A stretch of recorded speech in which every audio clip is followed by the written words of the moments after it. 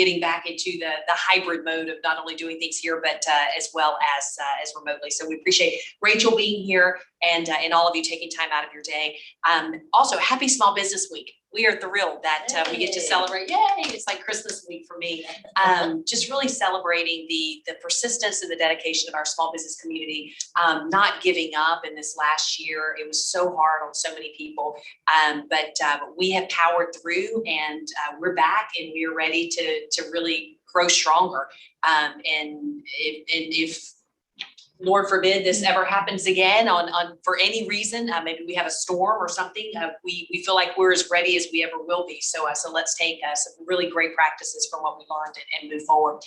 Today we are learning a really valuable lesson in social media and social media campaigns. So in developing this idea, instead of just learning about one platform, about just Facebook or just Instagram or just LinkedIn, and the power that all of these social medias have individually, as an aggregate, as you're thinking about promoting an event or a product line or certain areas within your business, putting really all of those ideas, all of those platforms to work is incredibly important.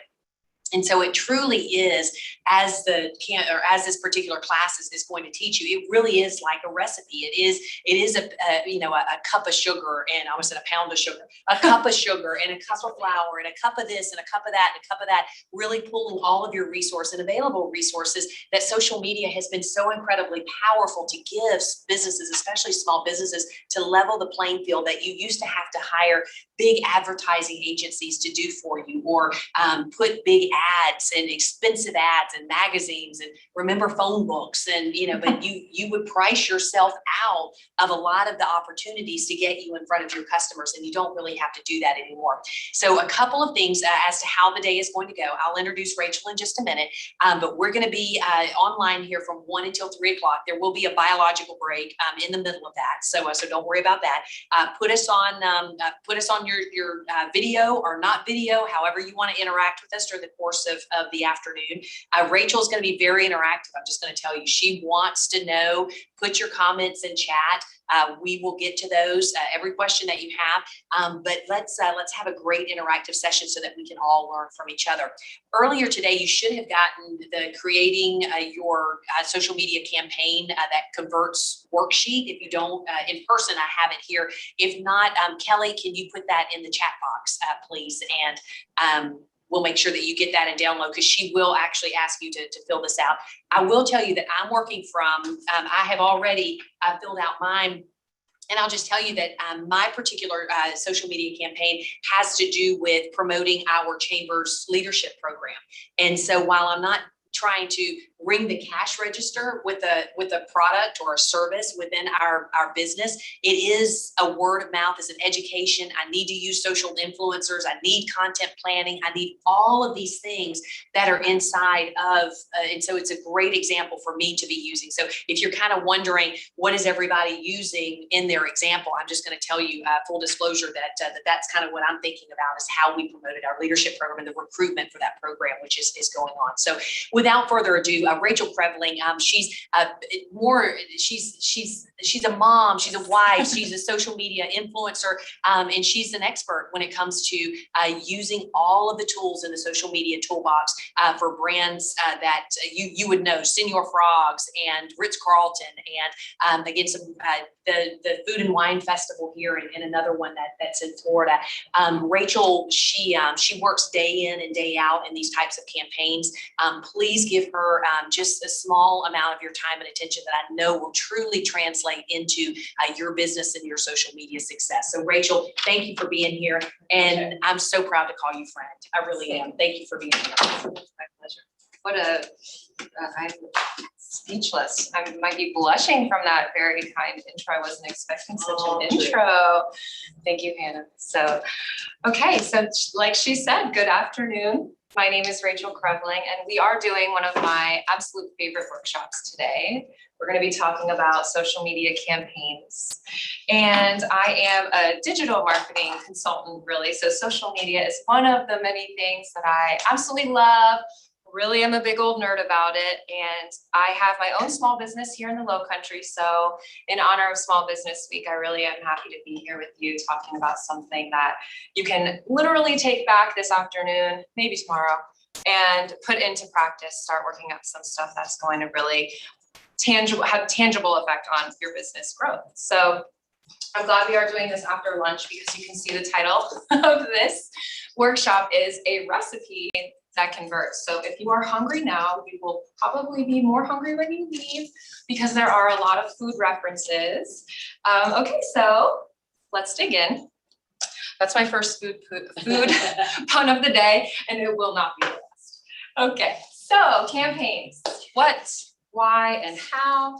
A campaign is really specific. It's going to be a dedicated marketing effort.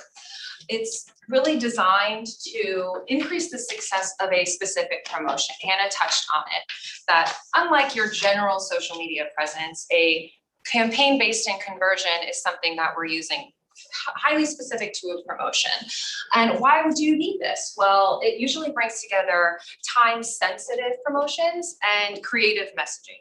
This means, in other words, you have something really important that you want to tell people, and it has to do with a time frame. A good example, of course, is holiday campaigns. We have Father's Day coming up. You can almost always count on companies running specific campaigns in line with the holiday calendar. And how would you do one? Of course, your campaign could be in addition to your social media presence or in place of it. And what's really important to note is that they are a dedicated time frame. So anywhere from a flash sale, that's 24 hours, 7 days, all the way up to 6 months, really depending on what it is that you're trying to promote. You might be thinking, what kind of campaign would run for 6 months? And the answer is a ticket campaign for a wine and food festival, for example. You have to have all the pieces in place for a long time or a short time. We're going to talk about all those pieces. So before we really look at all of our ingredients for our recipe, I want to lay a little bit of foundation for you here, because social media is generally considered top of the funnel, meaning it's really effective for brand awareness. So many of you are familiar with this guy, the old marketing funnel: awareness, consideration, and conversion. But this linear model of bringing in revenue is not as relevant these days. Now that our buyer's journey has changed so much, it's not, I need a fan, I'm gonna walk into the fan store, I bought a fan. It's, I'm thinking I'm hot and I need a fan, and let me see what I'm gonna Google, and so on. So really what we're looking at nowadays is more of a marketing loop. This is actually a representation of a buyer's journey. And for social media, usually you're here, you're just scrolling through and seeing things you might be thinking about or wanting. And from the marketer side, of course, you're trying to make people more aware of what's going on with your posts. So what happens with social is you could be in a couple different places, letting that catch up with us. When your general presence, posting consistently, of course, that's going to continually create that awareness for your business. And it looks like this, and this, and this. And we're bringing people from awareness into consideration. And what we think of, if you think about the way people shop, we're consumers too. Like, how do we shop? We might be thinking, here's an actual example. I don't have as much time to get to the grocery store and buy all the ingredients and cook each night the way that I'd like to. So maybe I need to think about doing a meal kit like HelloFresh. So that's awareness. And then I get online and I Google best meal kit. That's consideration. And so now I've entered this research loop, right? And I'm overwhelmed with the options. So I just put it to bed and I'm going to open up Instagram and just like kill some time. Well, guess what? Now I'm seeing ads again for meal kits. So I'm back into awareness. And then I think, what's the best way for me to figure this out? Let me go into like, what about like the Hilton Head Bluffton Ask Answer group on Facebook, or, you name it, nextdoor.com, wherever, and type, does anybody use meal kits and what's your favorite? So now I'm in the consideration section again, and you can really get stuck. We've all been there. There's just so much information now. And so when you're thinking about your consumers, When you're in social media, you're kind of pushing them around and around here. And what we want to do today, and what we will do today, is talk about how do we pull them out of that research loop and move them into the give me some of your money loop, which is the conversion section. So these campaigns, today what we're talking about is conversion-based campaigns. And they really take a lot of detail. And one thing I want to always say, I really feel like it's important to note that, yes, one of the things we do the most, we get asked about the most at for my consulting practice, of course, is social media. There's just so many things to know, but really it's one piece of a larger and ongoing digital marketing campaign. I could throw the question out and everybody could think off the top of their head 10 other marketing tools in the digital arsenal that really are important. But you can have a one-off social media campaign that can drive results for you. It'll be, of course, more effective if you pull in other pieces to support it, like Google ads or influencers or email marketing, the list goes on. But when we look at this loop, we want to talk about all the detail that goes into the type of campaign we might be running. They're hyper-focused on measurable goals. That goes above and beyond your general mission. So if your general mission is just making people aware of products and services and things like that, your campaign could be something like, I want to specifically grow my email list. I want to generate highly qualified leads, like for real estate, for example. I want to increase my sales in a new market or maybe a specific market. And of course, the list goes on. So campaigns are really, really valuable for that. With that detail, we have to touch on, before we get into our ingredients, we have to touch on identifying your audience, because you could have the most buttoned up campaign in all the world, but if you don't know who to show it to, you're most likely not going to be successful. So you kind of just be like shouting into the void as you hear. So you want to achieve your desired marketing goal by understanding your audience and giving them what they want. And you can do this by answering a couple questions. So you want to first figure out who you're marketing to. Who are those people? And so this is your first interactive exercise. If you have done a brand analysis, an ideal client analysis in 2021, you get a 1-minute break. And if you have not, then I want you to take out your pens or type up on your devices. Think about who am I marketing to, and specifically demographics. There can be so many demographics. If you're not sure, just Google target demographics list and you'll see 20 pop up. But for today, think about the basics. How old are they? Where do they live? Is that even relevant? Things like if they're important to your business, household income, education, there's so many different demographics. And what's really interesting about this exercise is it does evolve. So when you're thinking about a campaign, the answers to these questions most often are different than your general ideal client. Let me give you an example. Let's say we have a sailboat charter captain and his general target audience is anyone 25 and up within a certain radius of the marina. But for a Father's Day promotion, he's running a wine tasting sunset cruise. It's a little bit more expensive. So the demographic might be just women over 35. Their kids are probably old enough, they can get a babysitter. They might have the revenue, the income, household income to afford something like that. And so his target audience for this campaign is different. So this is why these kinds of exercises are really valuable. I actually pulled up my ideal client workshop and pulled it into 2 slides here for you guys, because it's so important to recognize 3 slides, to recognize and understand who you're talking to so that your campaign can be ultra effective. So, and Rachel, can I ask you a quick of question? course. So what you're saying is that within your ideal client for your business may be one person, but you may have a promotion going or a product or a service. The convertible, if it's a car dealership, the little convertible sports car may be a different audience than the Dodge Hemi truck. Exactly. It's a very different, perhaps, driver. Yeah. So you really So are you saying that you have to do one of these campaigns or write these things out for every single, or you suggest doing for every single promotion that you do really put a pen and pencil to? Yes, and it's a lot of work, and honestly, we're gonna get there. That the recipe, it's a long recipe, it's not an easy recipe. So I have some tools that can streamline it for you, and we'll get to that for sure.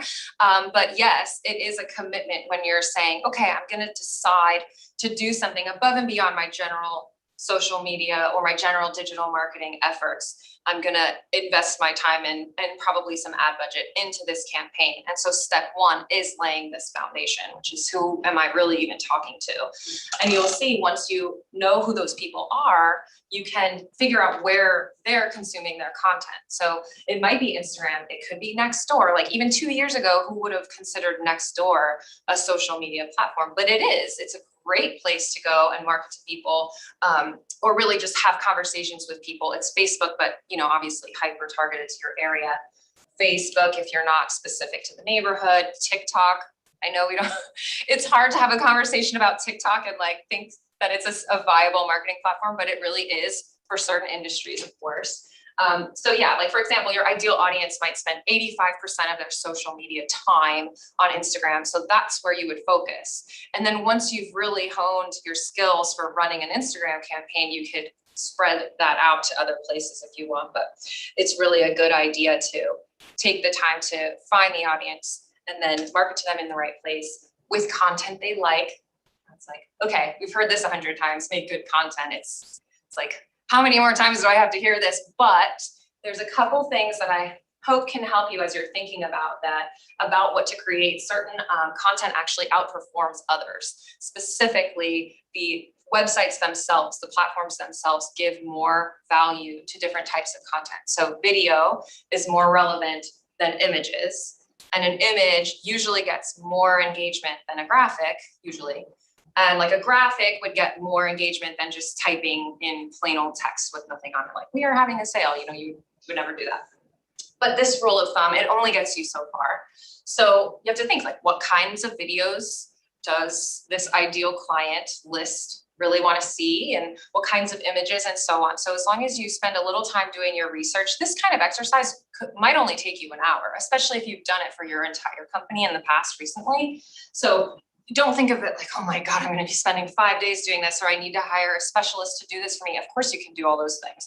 But for Small Business Week, usually we know our business is best. So, take an hour, put on a good playlist and figure this stuff out, because as it says down there in bold, understanding your ideal client ensures maximum productivity. And that's really important when you're spending so much time on something like a campaign. So now we're ready to actually dig into, same food pun, I need to switch it up.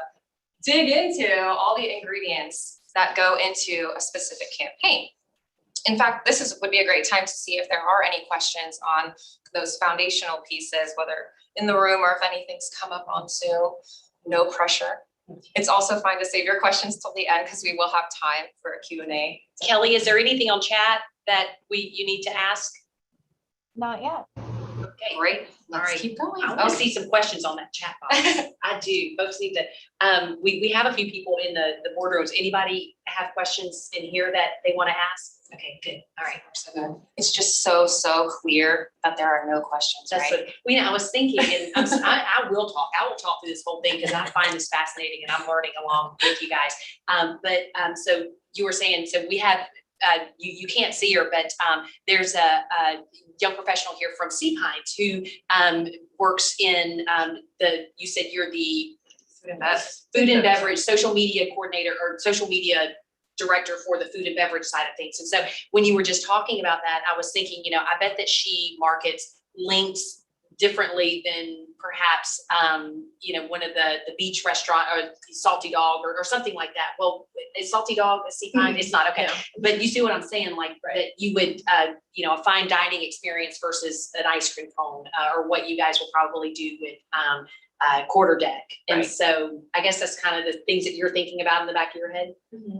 And just different events, planning different events at different places. I've only been here a week, so I'm learning every day. Well, welcome. But yeah, I'm learning a lot. Yeah, the identities of each different restaurant in their market and then events that go along with each of them, so. Gotcha. Yeah. She's doing 6 jobs in one. Can I ask on Right. that, Yeah. on the Sure. ranking of videos, images, graphics? Sure. Text only, what about links to other articles? Where do those fall? Those are valuable. What's interesting is on Facebook, they're actually not giving as much weight to an outbound link as they used to because they want to keep you on their platform. So when you click on a link, it takes you somewhere else. And you can actually see that like in your insights dashboards, if you put something that's a picture versus a video versus a link, you'll see that the link is down there. There's value in any post. It's better to post than not to post. But as far as links go, it's unfortunately it's like right there around the plain old text. Because they just really want to keep you in the app. Rachel, we do have a question from Linda. What if your target market covers several micro groups? How do you go about making several marketing campaigns that are effective? That's a great question. So the key would be ensuring that if you have a budget, you would want to break your budget out into different target audiences. So when you're running the ads that go behind your campaigns, I don't know where to look. Like, hi, Linda. You would create separate audiences. So technically you would have one campaign, we'll use the sailboat again. And then within that campaign, you'd have different ad sets.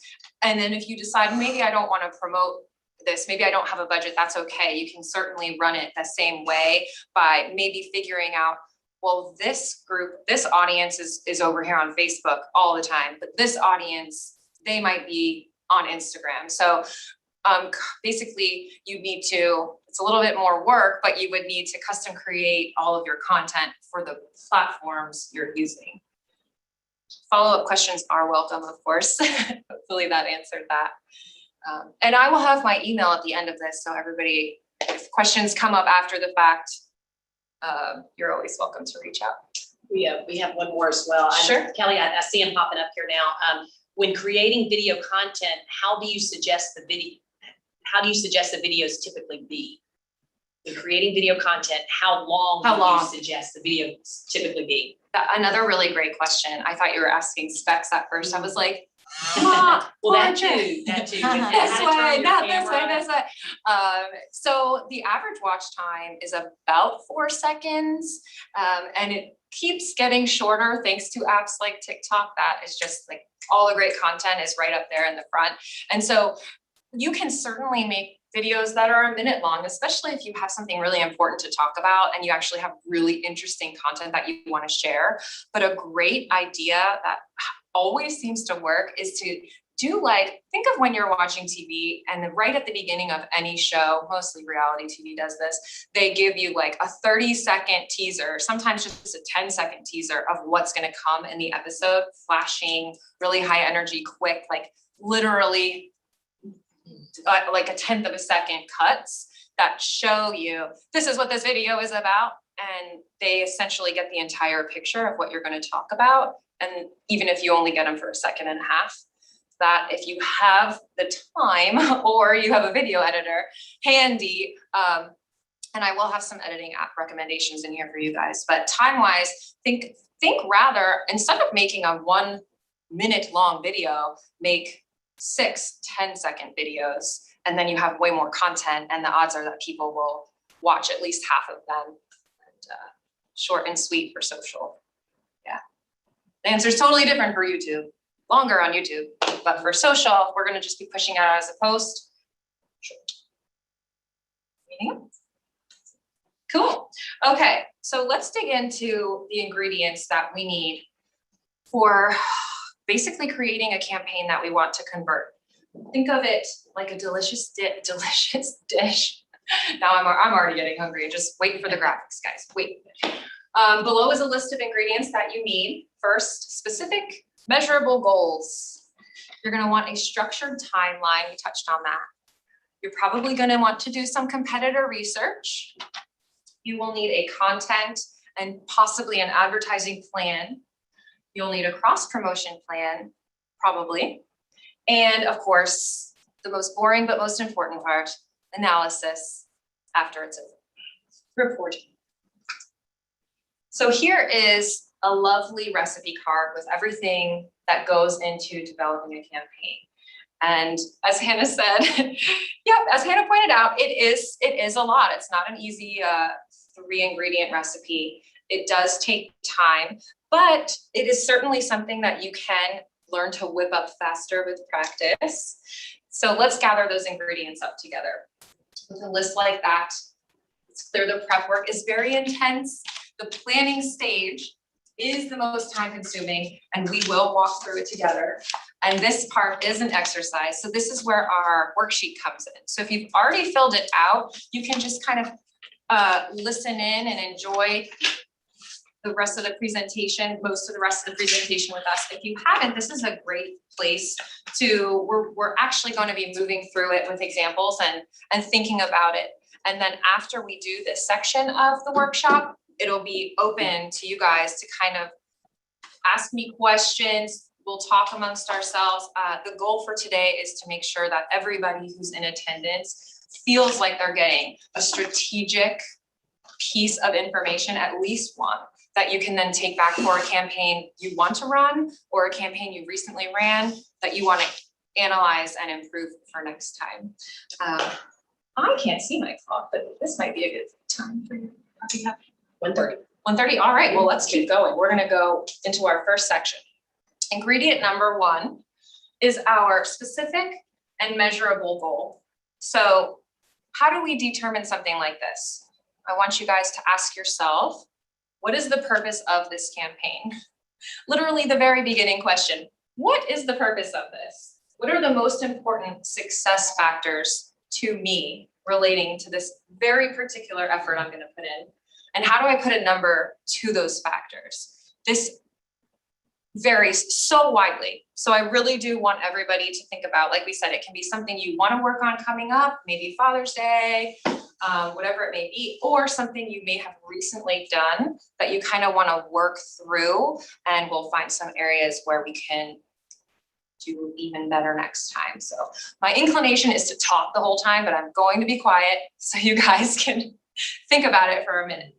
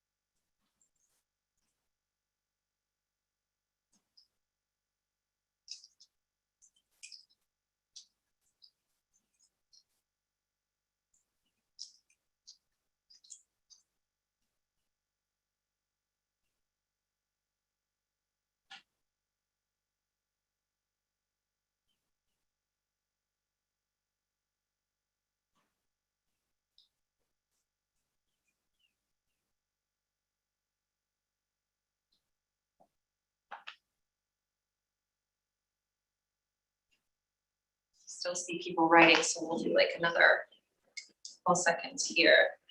While you guys are finishing up, I'll run through an example. I love pizza, so it was an easy choice for me to use pizza. Thought about tacos, went with pizza. So here's an example. The purpose of this campaign is to make the community aware of my new gluten-free pizza in my restaurant. So I'm launching an entirely new product, and you can think of it as starting from scratch because it's not what I usually sell. And it's not the customer base I have, so I have a lot of work to do. Obviously, the most important success factor is sales. And I feel successful if I sell 50 pizzas within the first 60 days of this campaign. So I'm gonna run a 2-month awareness conversion campaign, highly specific to make people know about my delicious pizza. Does anybody want to share theirs? No pressure, but this is interactive. So if anybody wants to share, you're welcome to do so, but you don't have to. Well, I've already started sharing mine. Hannah's like, me. I know, well, because I want to learn and I want to grow, and I hope you guys will as well. Talk about what you're doing. So Yeah. The goal of my campaign is to recruit members for the upcoming leadership class. my success factor is going to be the number of quality and qualified candidates that are selected for the class. So just getting a whole bunch of, this isn't a quantity versus quality. So we need to let people know that the application is open, but then how that translates into the selection of the class would be the ultimate success for us. And in terms of putting a number on it, again, would be the number of quality and qualified candidates that were selected. Okay, so you really have like a two-factor conversion. You have filling out the application and then how many people you guys ultimately select. Okay, Because not everybody who makes application is accepted into the program. So gotcha. my board will look at me and say, well, we didn't get the number of candidates we wanted, or we just didn't get the quality of candidates, the diversity of candidates from the different professions that make a really good leadership class that interact well with each other. Okay, So it's interesting, how, and again, that's why I wanted to make sure that that in my introduction, we talked about this as well, that sometimes, so Rachel is actually selling a service. She's actually selling a product within her business, where I have more of a non-tangible kind of it was about people for me and getting the word out, educational about something. So we're looking at it from two different perspectives, which is why I wanted to share and just make sure that people, and I feel like nonprofits who are listening to this will really identify with a lot of the work that I'll be bringing up in my worksheet, as opposed to a business that actually has products for sale on a shelf or a menu that you actually pay for something. right. You're truly trying to do pure conversion. Yeah, any service-based business is going to benefit from your example, because you think so much that it's an awareness piece, but it's so much more, it's an educational piece. So they already need to be aware of it to a degree. And then as you move them through the loop, once they hit that research part and they're like in the whirly loop, that's when you pull them in with that second piece of information that educates them as to why you would be a valuable resource. And you can translate that into real estate. I need to bring in as many qualified leads as I can, but I need to further qualify them as I move them down. Keep wanting to say down the funnel, along the loop. And like, how do you do that? And it could be different campaigns for different sections, but based on where you are in the process. So good example. And I challenge you to put an actual number to it, because a measurable goal is exactly that. It should say, I want 25 signups by this date. Because you might end up getting all 25, but then only 5 of them meet the criteria. So you need to run like a follow-up campaign. So maybe the first one runs for 7 days, and then you're giving yourself time to run another one if you don't get the results you want. Okay, thank you. Sure. Does anybody else want to talk through theirs? No worries. Okay, so let's go to the next one. Ingredient number 2. Ooh, a timeline. I guess I got ahead of myself, huh? So how long should your campaign run? How long do you need to spend preparing your content? It could be a really long time if you're gonna have a 6-month campaign. It could literally be months if you're prepping content for like seed pines. It could be something that long. And then at what point in my campaign points will I be running analysis? Oh, the dreaded word, reporting, but you have to do it. It's where you get all the information to make your stuff better. So go ahead and take my challenge, put a number to your ideas. And this is how you can really decide, where am I gonna measure my success and identify if I'm not meeting those goals yet, and figure out where to pivot and those kinds of things.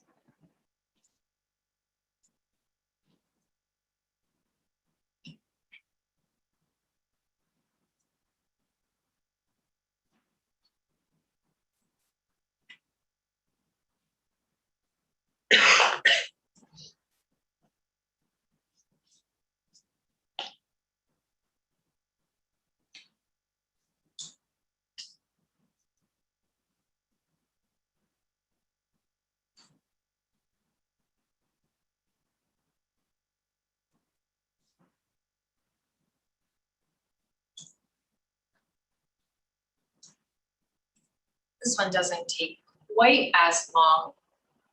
So I'll go through my example here for anyone who's still finishing this one up. Okay, so back to the pizza. We're gonna spend 3 weeks preparing and scheduling all this content prior to the launch. We'll talk about scheduling after the exercise, but there are lots of ways. I hope I'm not scaring you by saying how much work these campaigns are, because there are ways to find efficiencies and make the most of your time. We'll cover that too. But we'll spend 3 weeks preparing all of this content, and then we'll schedule it out prior to the launch.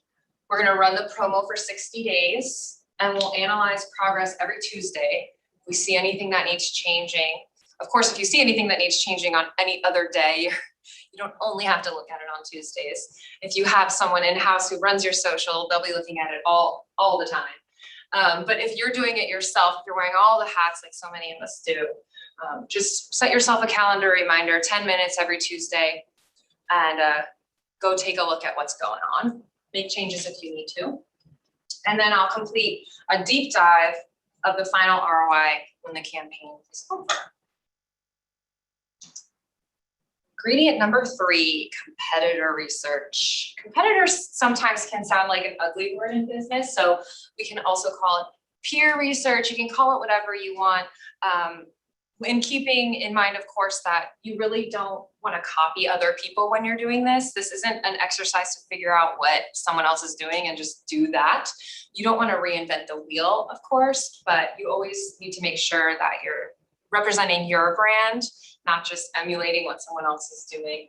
And you can learn from people's accomplishments and their missteps by doing these kinds of exercises. And of course, when it comes to competitor research, it's like an entire arm of the marketing industry, because you do need to know what people are doing so that you're not 5 years behind the curve or trying to do something that your consumers might not yet understand. It's good to disrupt the industry when you can and push boundaries to a degree, but also you don't want to scare off or just confuse who you're talking to either. So you're going to look at things like, what kind of campaigns are they running?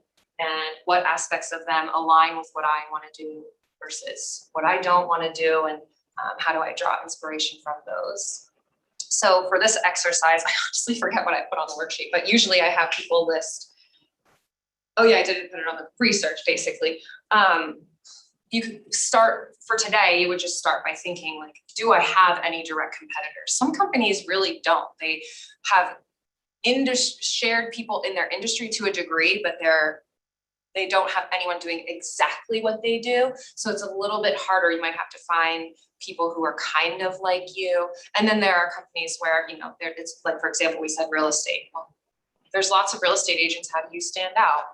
And this is a good exercise to see like, what's everyone doing and who's doing it the best, and what do I like and what can I do differently and how do I make it me, and those kinds of things. This, I think, would be a good place for our biological break. Okay. Because we have 3 ingredients left. So now I think would be a good time for everybody to take a break. How long will we do, Tim? Let's 5 minutes? Let's do like 5 minutes or so. Sure. Yeah, we'll come back at 1:46-ish. Good. Okay. Make one. And when we come back, I want to ask you a question about when you have multiple campaigns running at the same time. So say, using your pizza example, so you've got maybe you're running a gluten-free pizza campaign, but at the same time you're launching a new you do birthday parties for kids, and like you've got a playground area that you just developed, or a fun outdoor area, or you're launching a new line of beer. I don't know, something that you're doing different.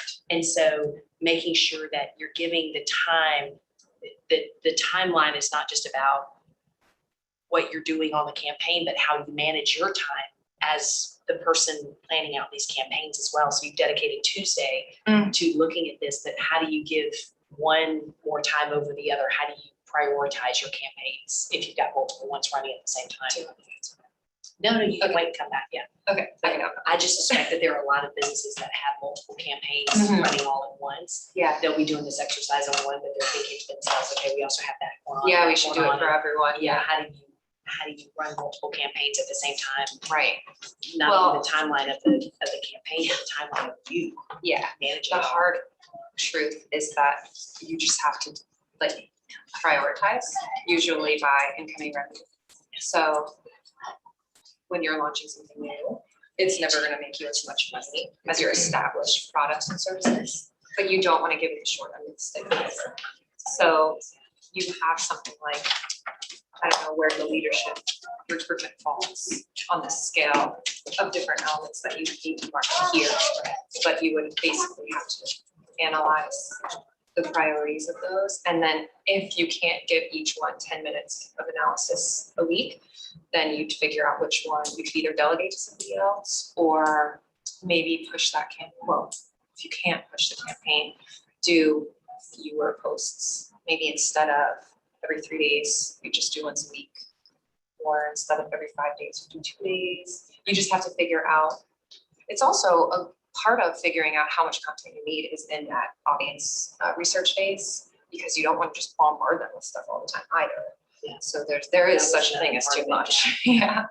And that can also be an area where you bring in other tools. The social media is super valuable, of course, but once you get people thinking about it, if they're on your email list, you'd want to follow up in an email, and there's just Yeah, that's why people hire because there's just so much to do. Usually you can't do your job and be like a full-time digital marketer either, but you can do like one-offs like these and really see some success. And usually what happens is people will build on those successes and expand their business so that they can either afford a consultant or bring someone in-house. Supine's literally just now bringing that job in-house. I believe they've had outsourced until now, I believe. But like being able to do it for yourself and prioritize your time. and measure Hard. yourself as well. And what Truly yourself? measure yourself. Oh, measure. Yeah. The data is the hardest part because you can really fall down the rabbit hole. But I will talk about that a little bit more, how to streamline that and starting small so that you're not overwhelmed. Yeah. And then, because that's my favorite part, is the data. And then the data. I do. And then I'm gonna get some more hot water real quick. Can I get you anything, a water, anything? Oh, right now? okay, thank you, though. All right, you're welcome.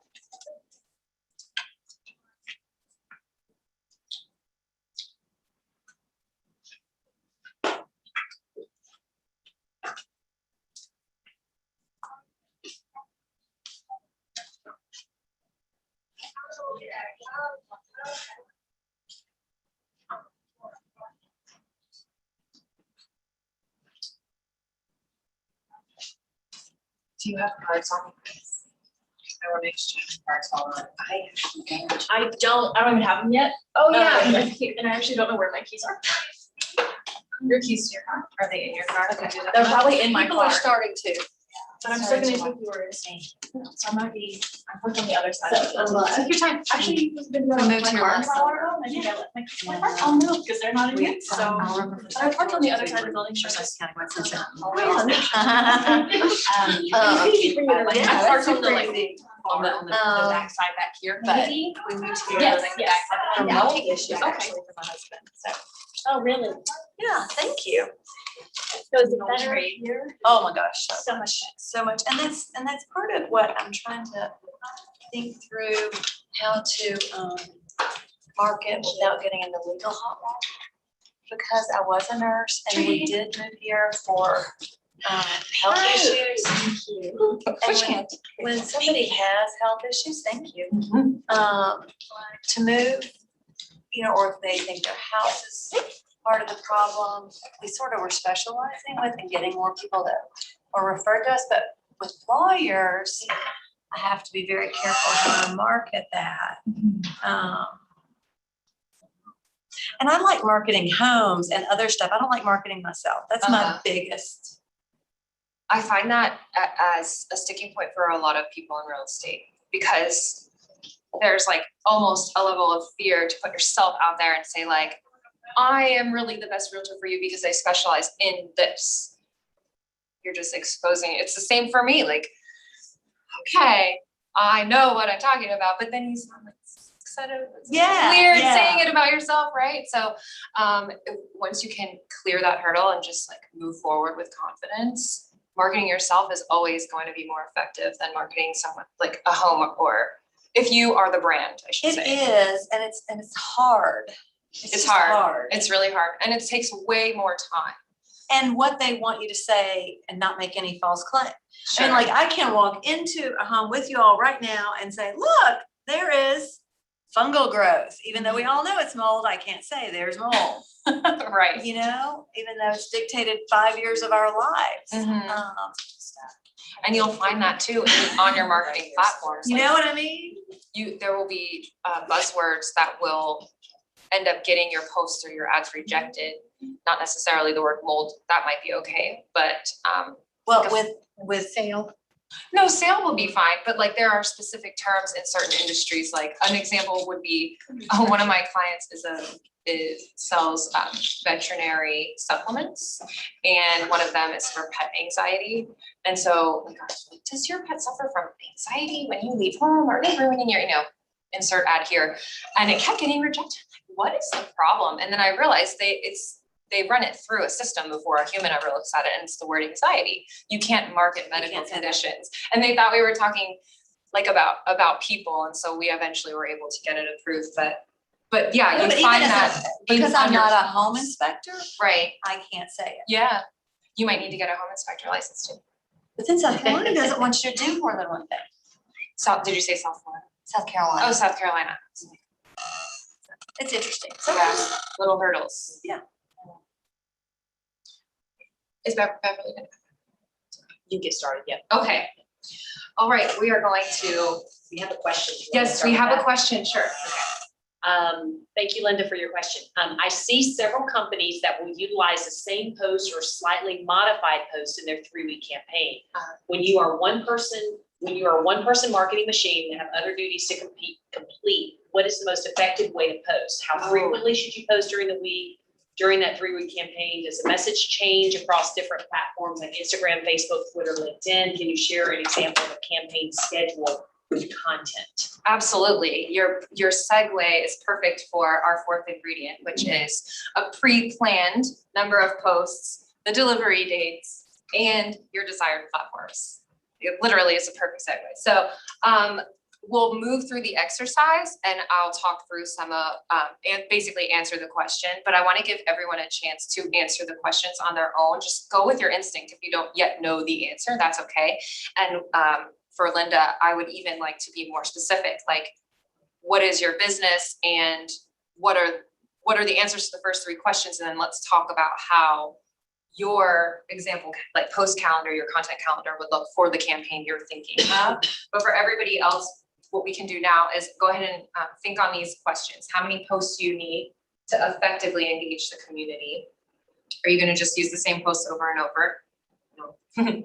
Will I include an incentive to increase chances of conversions? It's like a coupon? Yeah, something like that. You see them all the time. Sign up for 10% off your first Or purchase. tag a friend? Tag a friend. Oh yeah, Yes. incentives can be discounts, they can be giveaways, they can be, the list goes on and on. And if you, like, we were just talking about real estate or leadership, and you can't give away an incentive, you can't give away a house. So we're gonna move into ingredient 5, which is cross promotion, where you can find people within your industry who might have something tangible or of value for trade that you could cross promote. But I don't want to get too far ahead. So go ahead and look through these questions and take a minute or 2 to answer them. And then we'll go through the example and we'll answer Linda's question.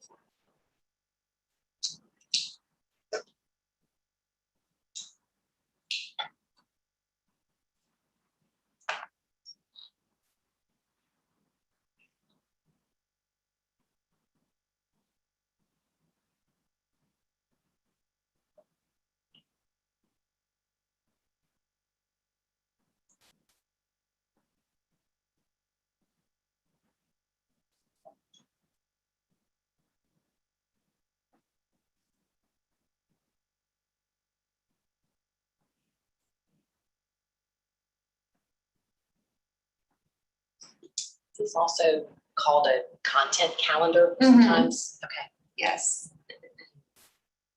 This is where you basically, and I've been doing this for over a decade and I still just use my trusty old spreadsheets. There are lots of free content calendars. You could just Google it, and a lot of the scheduling tools like Hootsuite, they'll have templates for you, but sometimes simple is easy, especially for me where I'm having to send them out to clients for approval. So I just have my spreadsheet with my date, my day, my time, my post content, the picture or the video. Sometimes if there are a lot of videos, we'll just do a Dropbox link to all their content. And then of course the notes section where they can tell me if they want changes, things like that. So for our example, the pizza example, we've decided we need 3 videos a week and they're gonna offer 15% off the first pizza. And through our research, we've determined that they use Instagram and Facebook, and based on their current social media presence, they can see that their consumers tend to engage with really bright, delicious looking pictures of food. And they're most active between 4 and 7, which makes sense because people are super hungry at that time. So specific, did Linda give us any more details? Nope. Not yet. Okay, maybe she's on a break, that's okay. So generally, I'll just give you an example. So for, I'm trying to think what's a really good example for post content. Okay, so one of my clients designs watches, and for 40 years, it was his dad's company, and he did really, really, really high-end luxury watches, like in the 20,000 and up. And then he inherited the company from his dad, and he's pivoting it now into a luxury brand that is affordable. So he designed a new collection called the Heritage Collection. I actually love the name. And all the pieces are $299, but they're very, very high quality. They're just made in America with a different type of movement. So they're not like the Swiss made movements that are really expensive. So his challenge is I have to essentially re-educate my current follower base and my consumers, because those people aren't usually interested in buying pieces at this price point. And I need to introduce myself to the general public who can now afford my brand. And so a campaign that we ran recently was it was moving people through the loop 2 separate times. It was a 15% off your first piece. And then if they visited the website more than a couple times, a certain number of times, and they didn't buy, we then started to show them further down the loop a different ad that said, hey, did you see us in Forbes? Did you see us in GQ? Take 20% off your first piece. And it takes, I would say we post every single day for them. They run Instagram stories, they have Google ads, they have Facebook and Instagram ads.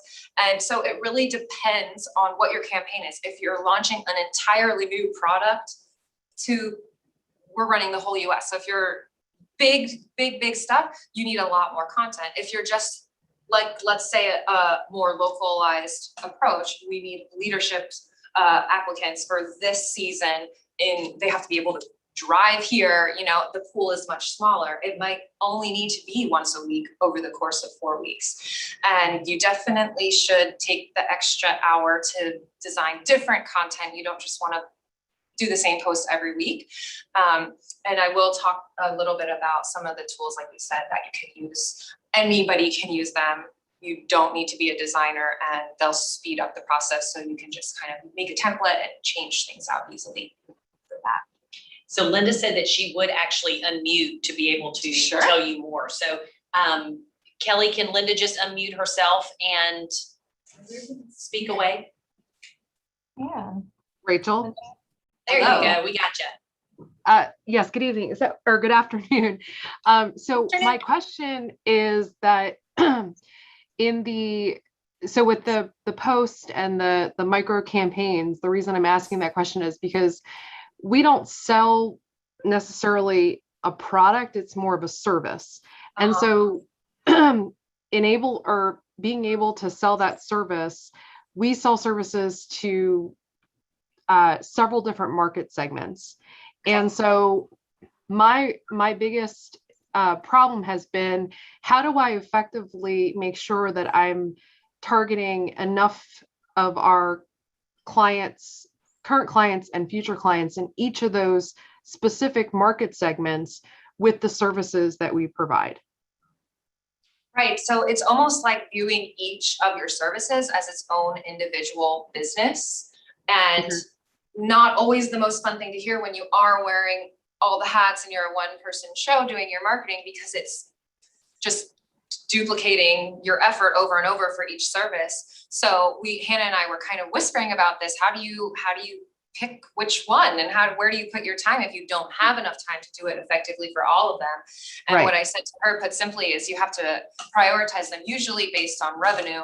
So your lowest hanging fruit is where you would put the most of your time, and then whichever service is peaked to become a nice revenue stream for you, if it isn't already, that would be the next one. I would just kind of run like an analysis on where the money's coming in now and work backwards that way. And you may reach a point as you develop those service streams, those revenue streams of those individual services, you may reach a point where you're making so much money that you can then hire either another person in-house to take on some of those development processes that we're talking about here, so that you have a little bit more help. It's hard to Right. do it all by yourself. Right. And so this kind of leads to another question, is that, so Sure. when you're trying to obviously market a service, it's hard to put like a tangible dollar amount on a service when someone's not really familiar with the quality of your work or what your work is capable of Sure. doing to, like, for the public or whatnot. And so my question is like, how do you, I've been in this business for like almost 15 years, and I know that obviously credibility shines a lot brighter to clients. And so the biggest thing that I'm seeing, and I'm just asking you because you're obviously a professional in this, is that I've seen that clients love to see the fact that you can build credibility and knowledge, and build your own brand, so to speak, in the knowledge that you possess. And so how do you go about marketing that to your clients and making them well known that you are the trendsetter in the industry, for that particular service? Okay, so you're so perfectly on track. And we were just talking about this, you too. It can be a difficult leap to go from marketing your services to marketing yourself. I think we've all been there to a degree, whether you're marketing yourself for an individual position in a corporate structure, or you're somebody like me or like you, where you're selling a service and you are the person that they're going to be working with. So it's almost an internal, like, personal thing that you have to just say, I've done this long enough, I know what I'm talking about, and I am the best person for the job, and lead with that confidence, and then express that through the type of content that you're making.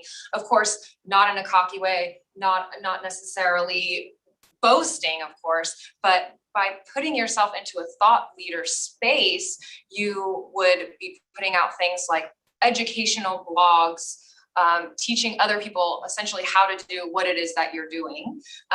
Maybe like the top 5 ways to, I'm sorry if you said it, I didn't catch the service that you're selling, so I'll just use mine, like the top 5 subject lines for email opens, and then you just write that blog, and then you could share that out to your social media. Or if you're trying to run, if we're talking about like a specific campaign and you want to increase the number of clients you're bringing in for like an SEO optimization package, you would show them, literally just show them a client you already have and say, hey, look at them in 2019, and now look at them in 2020. They made $6,000, they made 75 grand. Like, this is what I do. And if you want to make more money, I'll do it for you. And you word it in a way that you're comfortable with, and you decide, I'm the brand now. So what is my brand? And it just kind of goes back to the beginning of what we were talking about. Well, who are you selling to, and how would they want to be sold to? And kind of going from there. But yeah, without like getting all philosophical, really it's like a personal thing to say, I've been doing this long enough and I'm ready to move into a more effective marketing zone. And that's marketing who's doing the service, not the service itself. Gotcha. Okay. Thank you. You're welcome. And while you were Good saying question. that, I wrote down a couple things as well that stand out to me whenever a service provider puts up an award that they won. Always tout any award that you have gotten or accolade in the community, or statewide or within your profession. Your staff experience. So if Tom on your staff is the only one who has ever done this, or he came here from doing this in this particular area or region where he's the best in the world at it, or has this particular certification. And also I see a lot of quotes from customers. Yes. Really happy customers. And you get a client testimonial, a third party testimonial on your website. Realtors do this all the time. And I'm like, oh, that's so nice. Like if that person says that about them, then they must be legit. I'm going to put in the chat as well, what ways that you place yourself as the thought leader, expert yeah. or in a thought leadership role in your business, in your competitive sector. And I'd love to hear what other people on the call have to say as well, because we have a lot of really great thought leaders on this call right now, and I'd love to know what they do.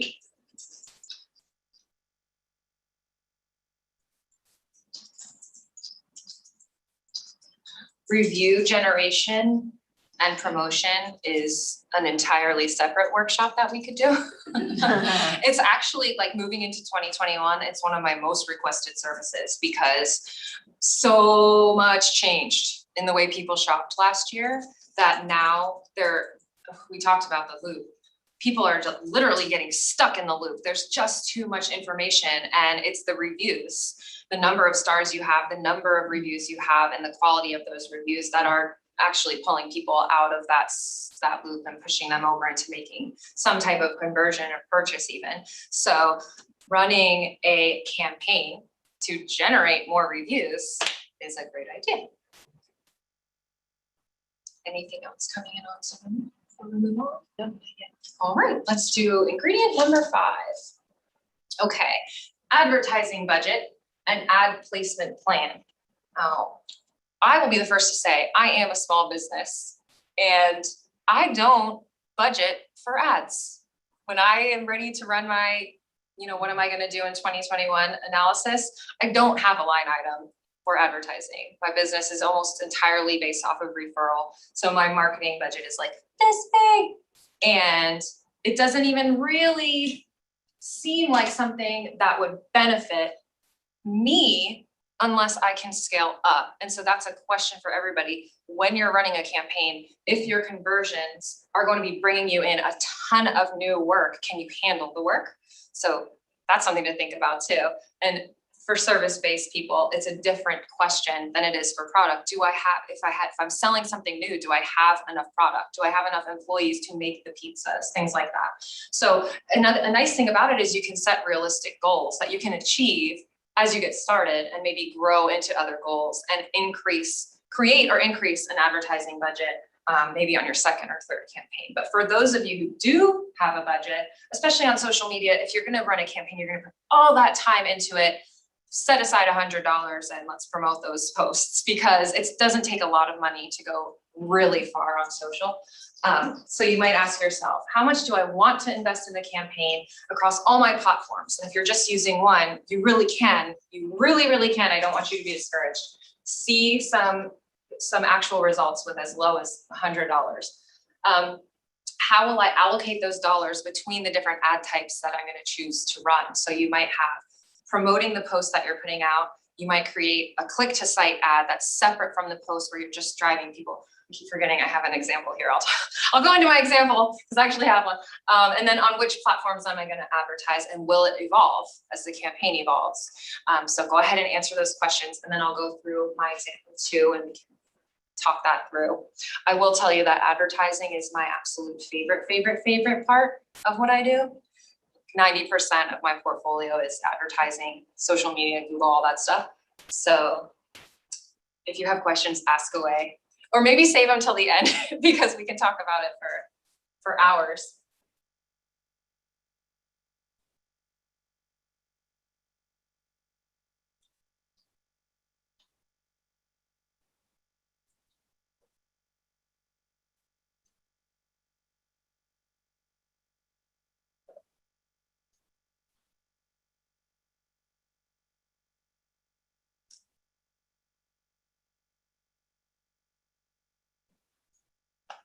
Okay, while you guys finish up, I'll run through this example. So for this one, we can afford $250 for this campaign, and we're gonna split it between Instagram and Facebook.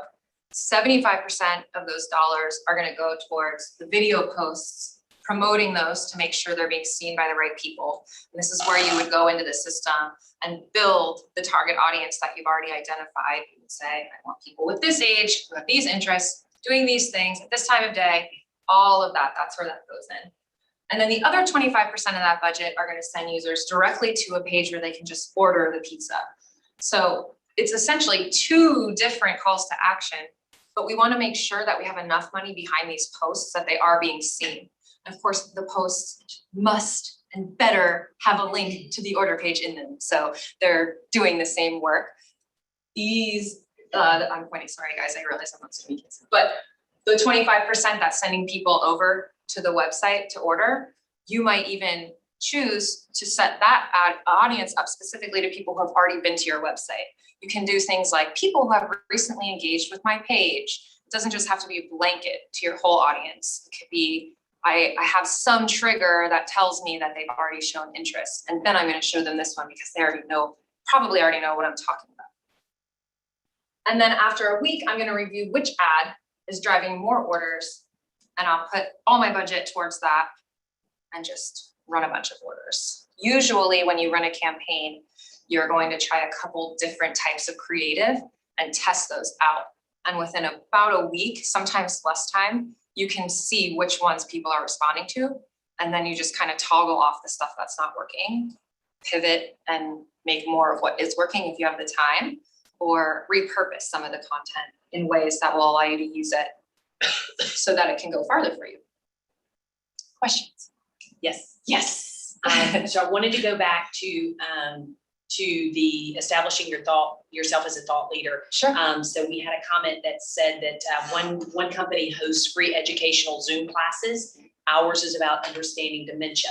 And so I said, thanks for sharing. You are the professional and the professor, kind of like you're doing today for us. Thank you. And then Linda said we're doing a South Carolina ASLA webinar tomorrow to tour and discuss the behind the scenes of one of our award-winning projects at USC's Williams-Brice Stadium is a virtual site tour. So that's how they're establishing themselves, is doing a webinar and tour to show a project that they did. Wow. Yeah, and go That's Gamecocks. very Yeah, smart. so- That's really cool. Yeah. Anybody in the room want to talk about what you do? We know we have the Steep Pines social media manager here. Putting you on the spot. She's like, I just started. Some of them I don't know, like budget wise, that's not something I've covered too much yet, so that one kind of leaving blank. Okay. We'll go on to the next one. Can I ask a question Sure. about budgeting really fast? So,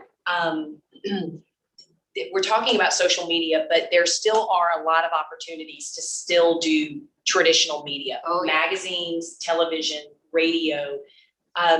What is trending with traditional media these days outside of what we're talking about? Email, digital, websites, Yeah. Facebook, Instagram, coupons, all of that, but traditional forms of media that are still being sold, you're still getting phone calls about it. I would love to answer that question, but it is well outside of my wheelhouse. Okay. I think it's important to be able to say, I have no idea, because just like I imagine somebody who's selling traditional, they usually wouldn't know what's going on the digital side. An entire agency, like a house that has the different arms, would probably have like an ops manager who knows those answers, keeps that data on file, but I don't. Well, I'm gonna put a survey in here just to find out if anybody wants to know traditional media sales and how they're I'm working these sure. days. Okay. They're an important piece of your overall marketing plan.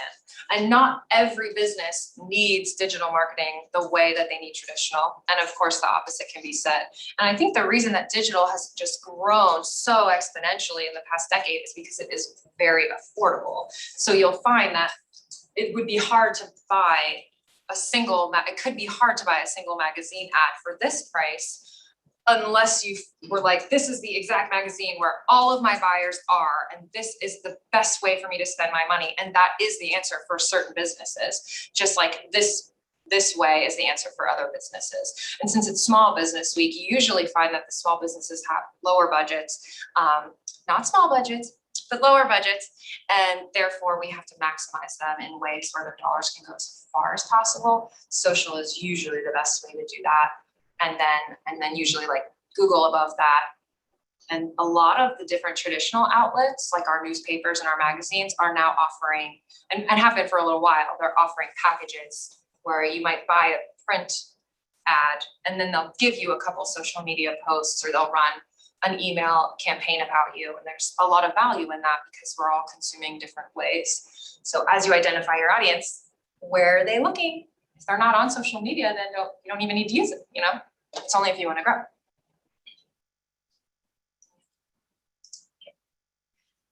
Okay, a potential influencer or affiliate list. So question, how necessary is it?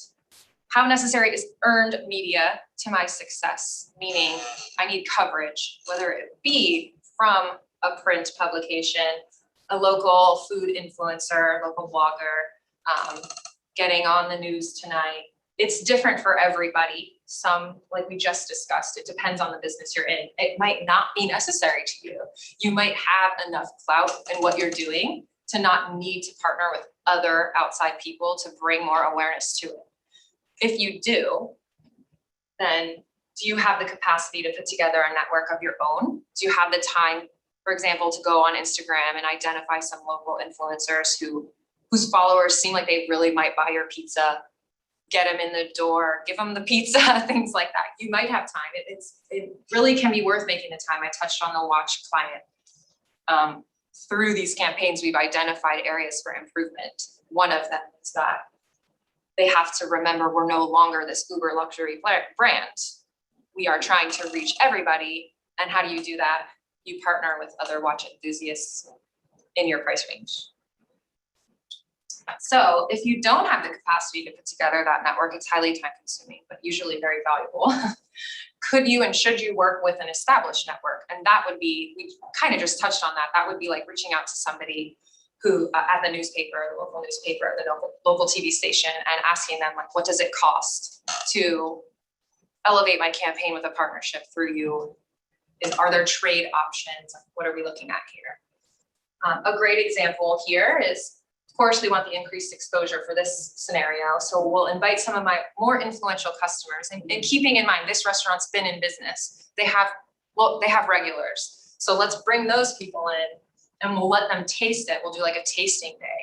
And the only exchange is that they need to post about it. Just post about it, tell your friends. Some of those people might not be social media users. That's okay. Just like literally tell your friends and get those reviews coming in. Like we just talked about, reviews, that's where it's at. In this restaurant, they don't have a budget for paid partnerships, but they'll take a little bit of time and they'll reach out to some local influencers and just see what happens. Any questions on that? I feel like this is a hot topic, cross promotions. I will circle back. We talked about like service-based businesses. Usually if you're trying to run an incentive, it's not like 15% off your first house. You can't do that. So what would you do? You might partner with an interior designer and go after listings who need staging and say, we'll stage your house, and come up with like, how much is your house worth? We'll bring an interior designer on our listing appointment and determine if you need any kind of staging. And if you go with us, we'll give you 10% off the staging services. That's literally I just thought that might not be the best idea. Real estate agents tell me if that's a good idea or not. Other service examples, like me, oftentimes service providers, you can tell me if you relate, you find yourself feeling like you need to discount your services, but it's like your time. You can't really do that. Discounting, it's just, you can, but it's hard to do. You really shouldn't do it. So you have to find other ways to create value, to bring people in the door above and beyond what you're going to give them when they pay you your price. And so for me, it might be like partnering with a Google Analytics professional to say, we'll do a complimentary analysis of your last 12 months of your ad campaigns, and we'll give you a couple ideas of where we would make some changes to improve the results. And so it's like a freebie. And in speaking of on Linda's topic too, she was like, well, how do I kind of move into a thought leadership position, you might have on the website, like this worksheet, I will eventually go home into my home office and put this into a PDF and put it into my email system and say, subscribe to my email list and get a free worksheet to design your first campaign. And then that'll be bringing people in because I'm giving them something. So create something of value for other people who might hire you and then use it to bring them in. Those are some good examples. Question? Oh, okay. All right, the very last ingredient, analysis and reporting. So when the campaign is over, you're going to be either happy, indifferent, maybe a little bit sad, it's okay. We're gonna run an analysis and we're gonna figure out what worked, what didn't work, all of that stuff. So you wanna ask yourself, how did this campaign perform compared to the goals? Remember that we set up some measurable goals at the beginning. So even though you may have wanted to sell 1,000 pizzas, your goal was 50. How did you do based on that? What is my return on investment, my ROI? This is your hard number on how much money did you spend. You can value your time if you choose to do that as well. And then above and beyond that, how much money did you make? In planning for my next campaign, I need to improve. So I'm gonna identify what are my top and bottom performing content pieces. Did I miss any opportunities to engage with potential customers? And how am I following up? I put in the example, we sold 87 pizzas. How am I following up with my 87 new orders to ensure that they return? So let me jump over to the example I put here. We spent $250 on ads over 60 days and sold 87 pizzas. We won't run through the math, but it's basically saying, okay, we exceeded our goals. We sold some pizzas, we're on track, we're getting reviews, everything's good. This was a successful campaign, but we do want to do more. So importantly, as these pizzas were being sold, I added these people to my email list. And a week later, I'm sending them an email that says, hey, you love that pizza.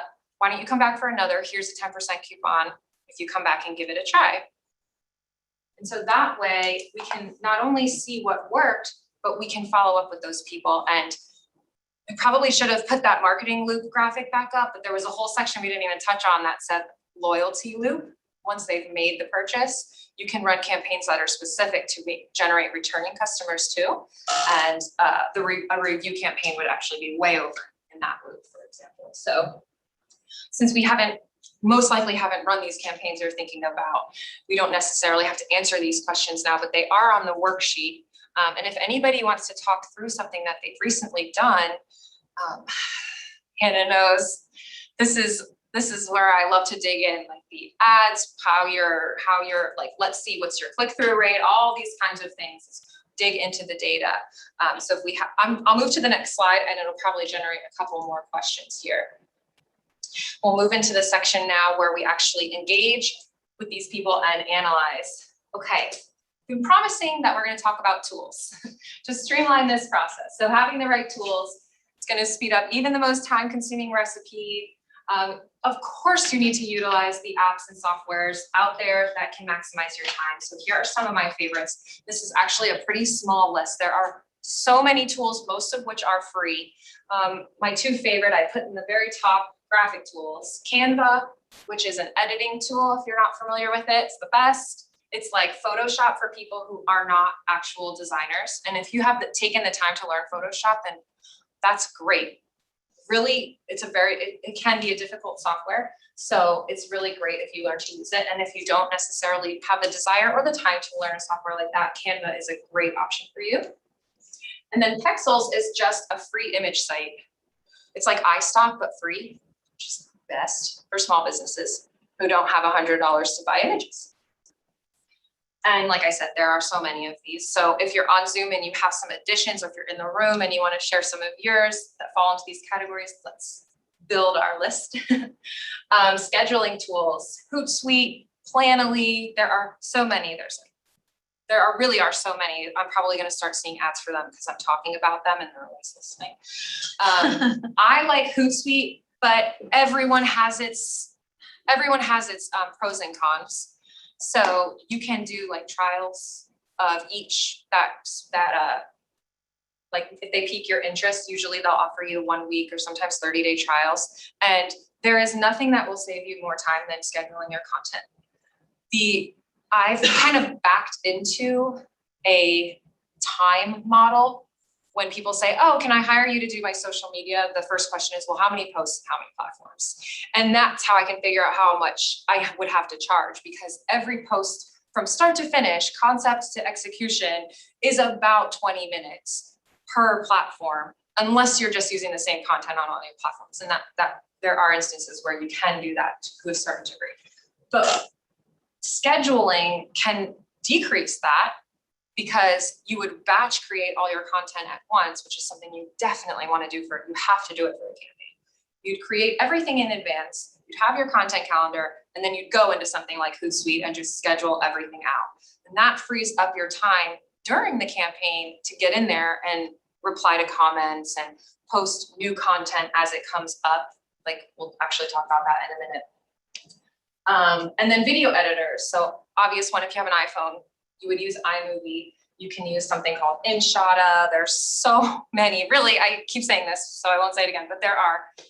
These are just some of the ones that I like to use. And gear and equipment, if you're gonna be doing videos, you don't need to hire a huge production company unless you're building out like a massive launch type campaign. Like you're gonna be making a commercial for TV, or you're going to be running something on YouTube and sending thousands of dollars of traffic to it, and what you're selling has a certain air of sophistication and it needs to be packaged as such. If you are selling gluten-free pizzas at the pizza parlor, or if you're a digital marketing consultant, whatever it may be, I don't think anybody's expecting you to have these $10,000 production videos.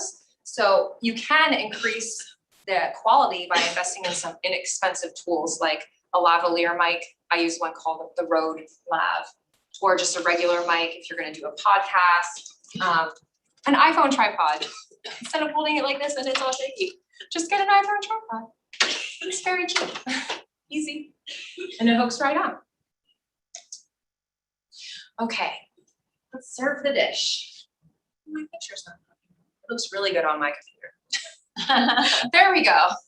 Now I'm really hungry. Okay, so just like the feeling you get taking the first bite of a complicated but delicious recipe, you're going to truly enjoy tasting the success of this campaign. So the planning is done, the posts are scheduled, our ad campaigns are created, we're ready to launch. Now what?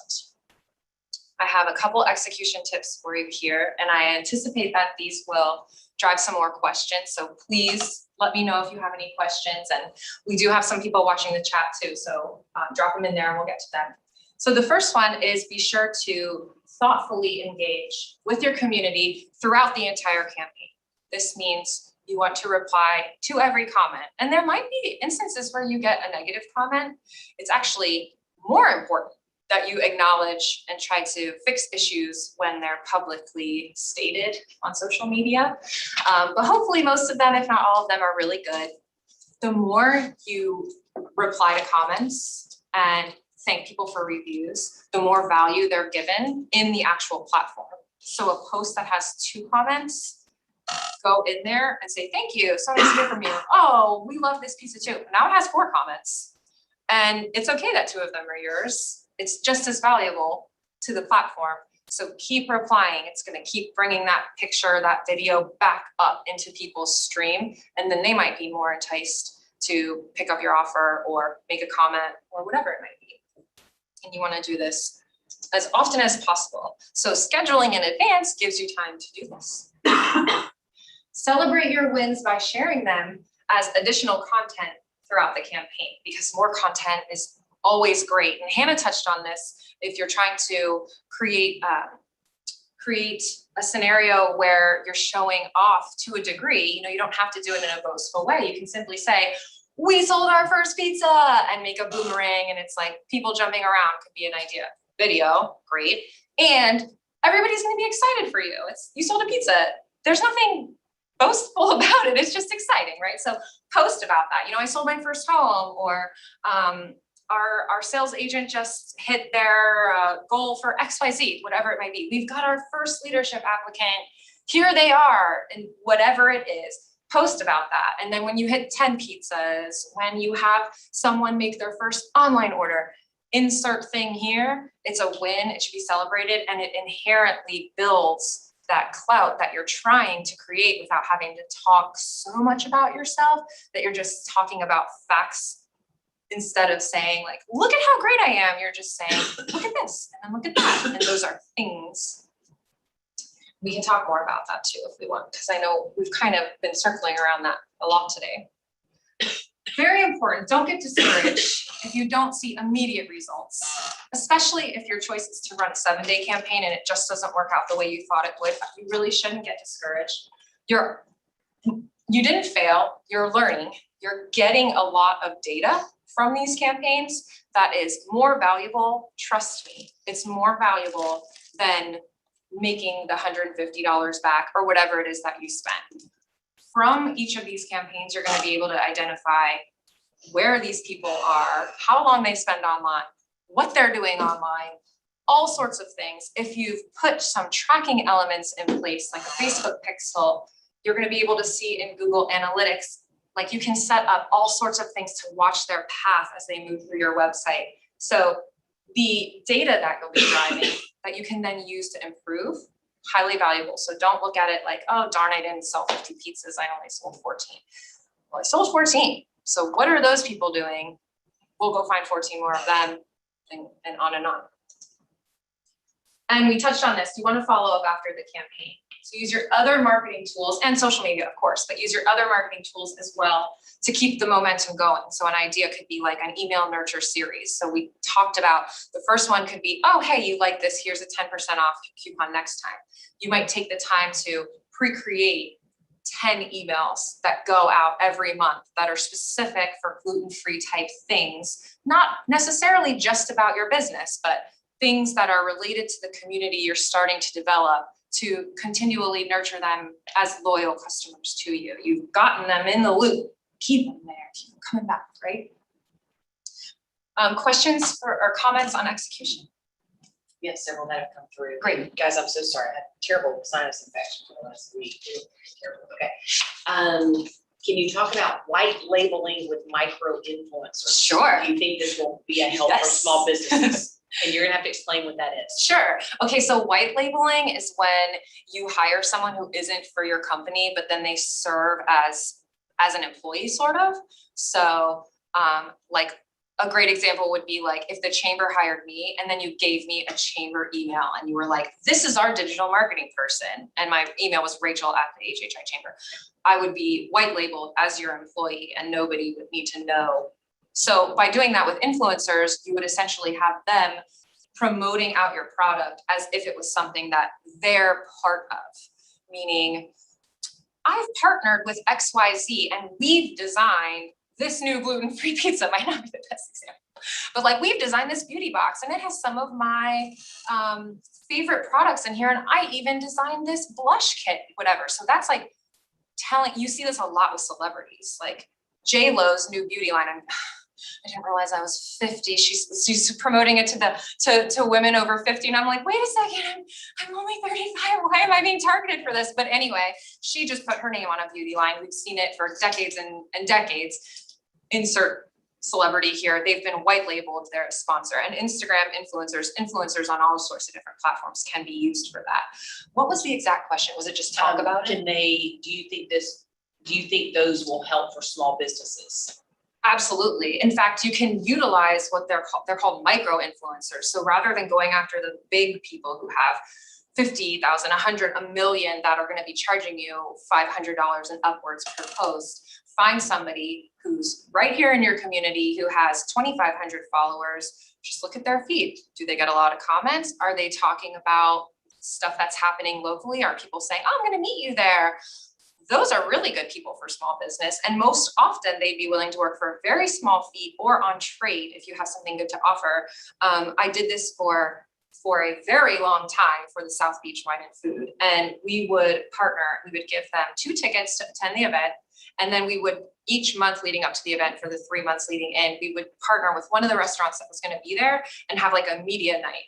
And we would invite just these influencers, and in exchange, they would just post about their night and tag the event and say 3 months to go, 2 months to go, whatever. And we'd give them each a promo code. Most, like 90%, maybe more, maybe 95% of them were never redeemed. It was more just like blanketing. If you were online in Miami and you followed a foodie, you were seeing this. But there are a couple, 5 to 10 of them whose codes would get redeemed, and then we would give them a percentage of the ticket sale back. So we have like that's a very complicated example. But for a small business, it can be as simple as like finding 3 people who are local in your community, who have some influence, who are willing to do it for trade or for a small fee, and then, kind of creating like a little ambassador. Who would wear your clothes, eat Exactly. your food, tour your house, be a part of your event. Yep. Take over your Instagram for the Yeah, day. all and those. authentically, everybody's seen I'm very much targeted with like the mom stuff, the workout stuff, the young children stuff. And so the Instagram influencers who are advertising to me they don't seem as authentic as they might have been even a couple years ago, especially through 2020. Like your bread and butter is, look at this shake, and here's my baby's outfit, and I moved into this house and I'm using these curtains, and this is a washable rug, and whatever is being served to you on your ad platforms. You, as a small business, you don't need these like big people who are super commercialized, who are going to just sell whatever, I hate to say it like that, but like will sell to their people. You want to go partner with people who are actually wearing your jewelry, actually wearing your clothes, who might just be posting about it in a more natural, nonchalant way. Like, here I am today wearing this bracelet. I love it so much, and here's where I got it. That's it. Okay. So white labeling. Yeah, and you don't have to white label. That's usually for much bigger promotions where you are essentially like co-creating something that you want to launch with these people, like an entirely new product sometimes, or bringing them into a product that you've created that they're then going to get some credit for, as if it could be that. Most of the time, like, you want them to talking to their own people as if like, I found this and I really like it and you might like it too, not I made it with them. So different, it just depends on where you are in your company. Back to becoming the thought leader in your sector. Linda mentioned podcasts. Is that something that you're seeing more and more with your clients? Definitely, and it's really its own completely separate marketing arm. It's digital in the fact that it falls under that umbrella, and it's something you can certainly promote. Like, listen to this podcast, listen to my podcast, but absolutely, you'll see some of the longtime influencers, thought leaders, as we call them, in these different areas, like the best real estate agents, the people who are on $1 Million Listing, the most popular celebrities, they all have podcasts. They're just talking about whatever, but it's their area of expertise. So they can kind of just walk people through what they're doing on the day-to-day, and through that, they're providing value to other people who haven't had as much experience. So the amount of time that goes into developing, creating, producing, launching, marketing, all those things that go in, a podcast is essentially a product in itself. Well, it can be a product, you can charge for it, but if you're using it to, it's like a blog on steroids. It just is a lot more effort, and it's very much worth the effort if you have the amount of content and the time to dedicate to making sure people listen to it. Okay.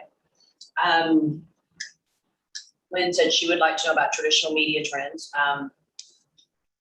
Linda, how do you analyze and report ROI with services? If I am selling park and recreation planning services, and my campaign for the month of July, which is actually Parks Month, focuses on parks, how do I measure my revenue? Some of our business development hours do not roll over into actual dollars for 3 to 6 months when contracts are finalized, so it's tricky. That's a really good question. So I guess you would have to decide if you wanted to do it like accrual or, money in the bank. First, you'd have to decide, I close this contract and it's going to make me X, so I will have it, or am I just going to do it like by month? How much money have I made? I think for campaigns, I would want to do it by how many signups for this particular service did I get? Because I keep looking at you, I'm sorry, but like real estate is such a good example. If I brought on a new listing, I don't know if I'm going to sell it in 5 days or 5 weeks. So it might not be It might not be July revenue, for example. So I think measuring the ROI for the campaign would be measuring conversions from that campaign, even if they haven't paid you yet, so long as you know for sure they're gonna pay you. That's a caveat, for sure they're gonna pay you.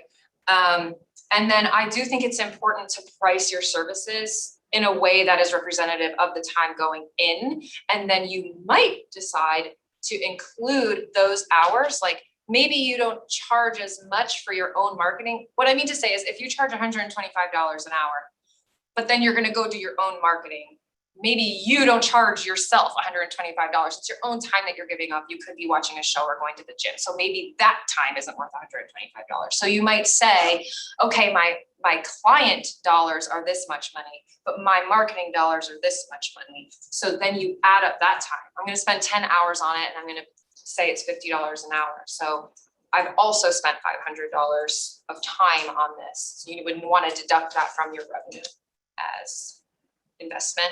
And some people do that and some people don't. You might just say like, I run a small business, it's part of it. Depends on how much detail you really want it. The more you grow, and we kind of talk about this, I'm gonna go to the next slide. The more you grow, the more key performance indicators, buzzword KPIs, the more metrics you'll measure, and then the more data you will have, the more effective you will get. But to start at the very beginning, you would just be like, how many clicks did I get? How many comments? How many sales? Or email signups or leads, whatever it is that your conversion measurement. I think I answered that question, but we can talk about that more offline because it's very specific. Okay, analysis tips, moving into some more tips. Can I ask another question? Sure, You yes, sort of yes. brought up, when you said respond well to negative feedback, because I always, when I book a hotel, I want to see, oh, did the hotel see they didn't like Yes. and but sometimes when I've paid for ads to get to drive people to our page, Mhm. I've gotten responses. It's only happened a couple times, but I was just like, I don't know what to do with this. They didn't want to be directed to, they didn't want to have targeted advertising, and so they were responding to the targeted advertising, not to our content. Right. And nobody wants to be targeted, but here we are. Yeah, it's just the world we live in now.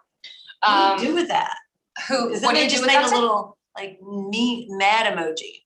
I'm like, Yeah, I do think there is a time and place for deleting comments. It's not the first thing you should do.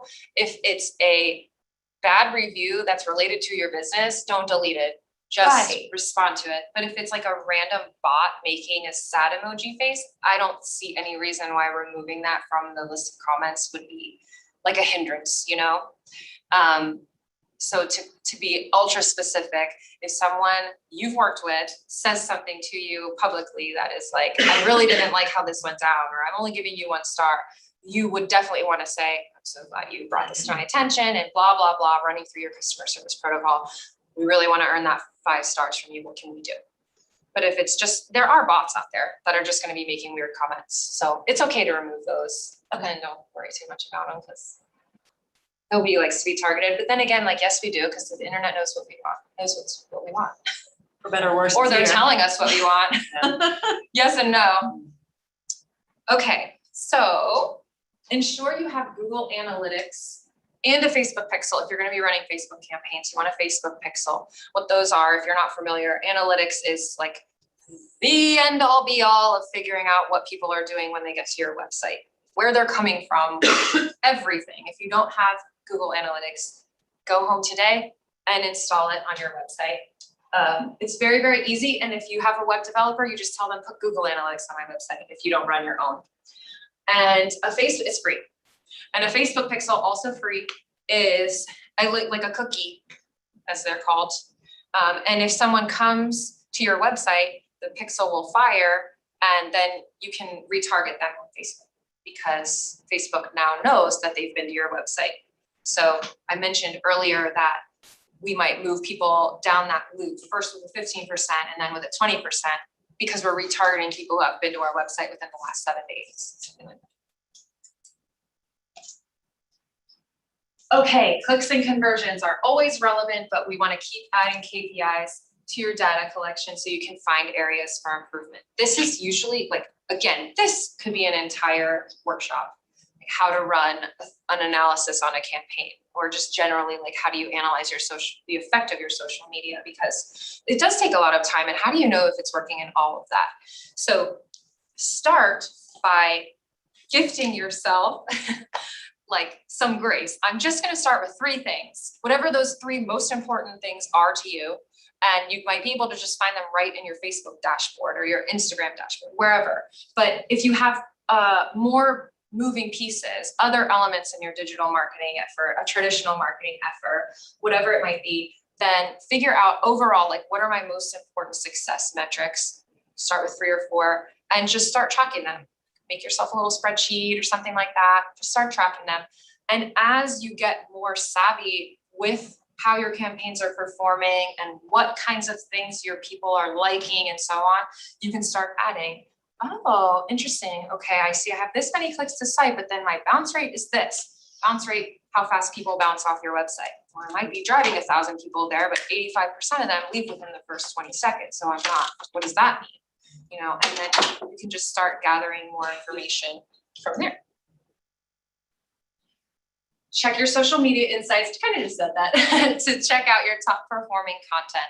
So each of the platforms themselves has an analytics dashboard. They're basic, but they will show you like, hey, this is the reach you got. These are how many comments you got. If people clicked, like unclicked, stopped following you if you posted something. It's the most valuable tool for determining your best content. So you can use it for a lot of things, but as far as like, what am I designing that people really like?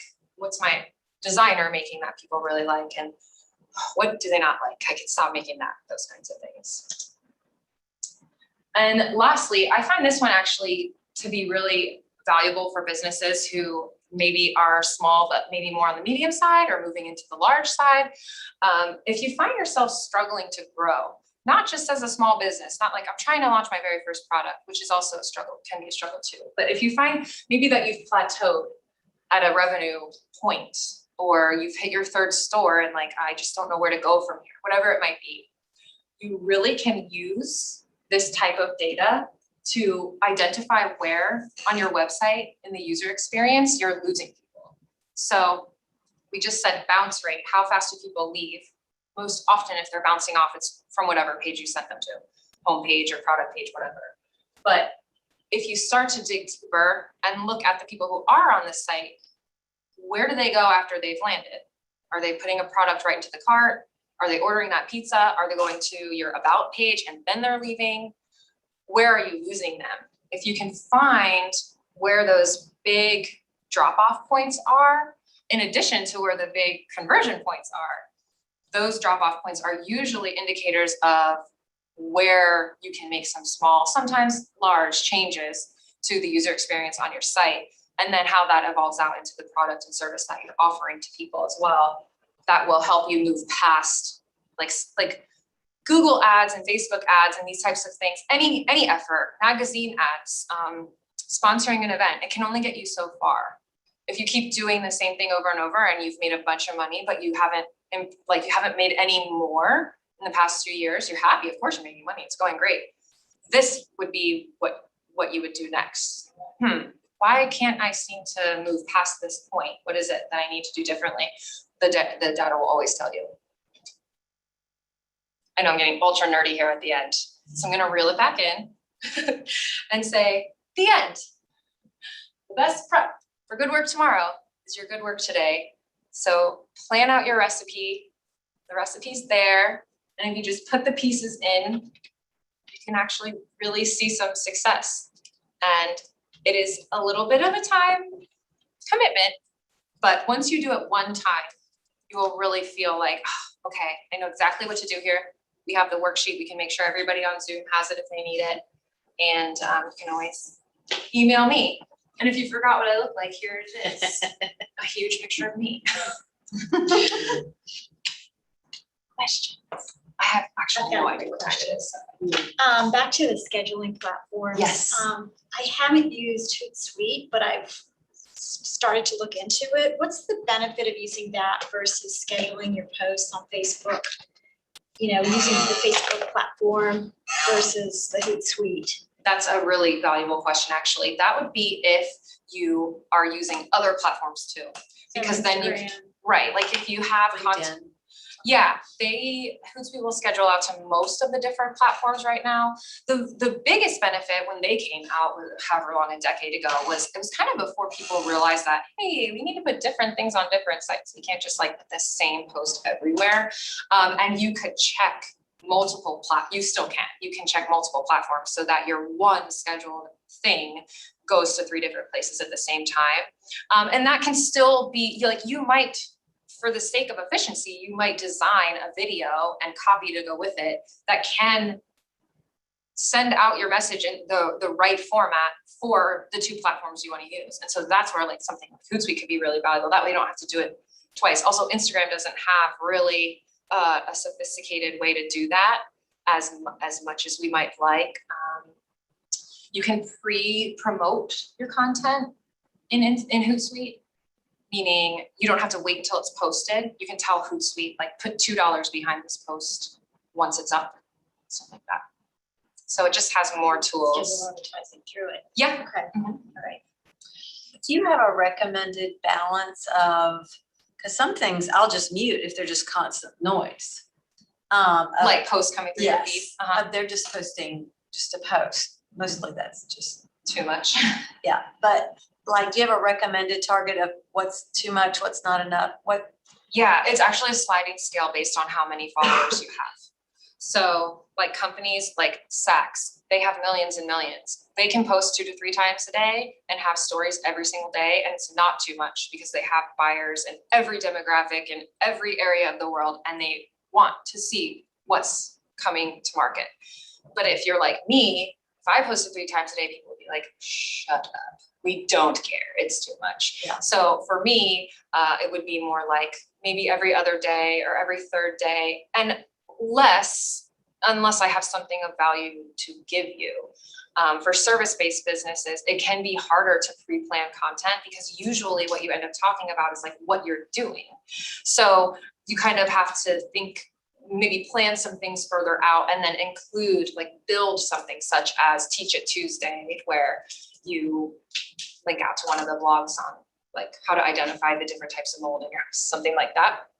So that you always have at least one piece of constant content that you're putting out, and then you can supplement that with like 1 or 2 other posts based on what's going on this week. Anybody else? Any other questions? I was gonna say Unsplash is also really good for pictures, high-res pictures. Oh, so. nice. Unsplash, we can maybe put that in the comments. Unsplash, UNSPLAS.